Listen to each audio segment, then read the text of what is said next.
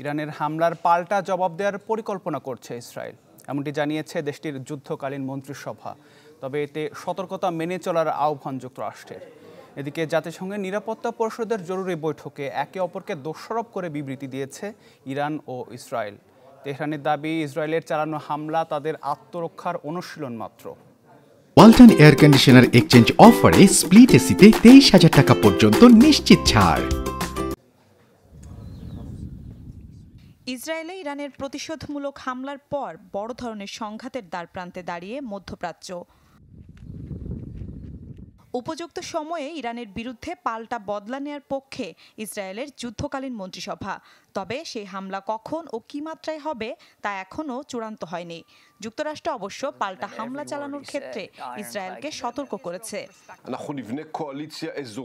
সঠিক সময় আসলে আমরা এই হামলার জবাব দেব। এজন্য আঞ্চলিক কোয়ালিশন গঠন করব আমরা। যে কোনো মূল্যে ইরানকে প্রতিহত করা হবে। পাল্টাপাল্টি উত্তেজনার মধ্যে রোববার ইসরায়েলের অনুরোধে জরুরি বৈঠকে বসে জাতিসংঘ নিরাপত্তা পরিষদ। বৈঠকে একে অপরকে দোষারোপ করে ইরান ও ইসরায়েলের প্রতিনিধিরা। ইরানি বিপ্লবী গার্ড IRGC-কে সন্ত্রাসী সংগঠন হিসেবে আখ্যায়িত করে তেল আবিব।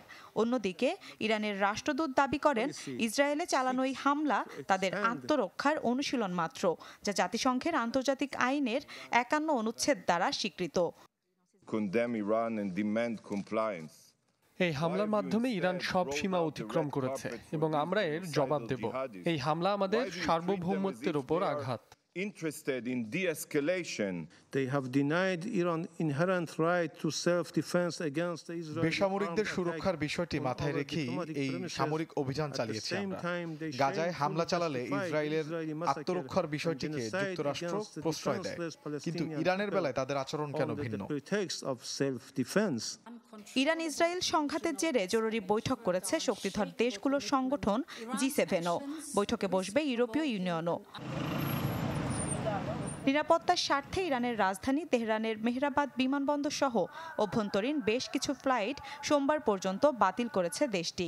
মধ্যপ্রাচ্য থেকে ফ্লাইট বাতিল করেছে United Airlines, Swiss International, Emirates, ইতিহাদের মতো বিমান সংস্থাগুলো। মিলা খন্দকার, চ্যানেল 24।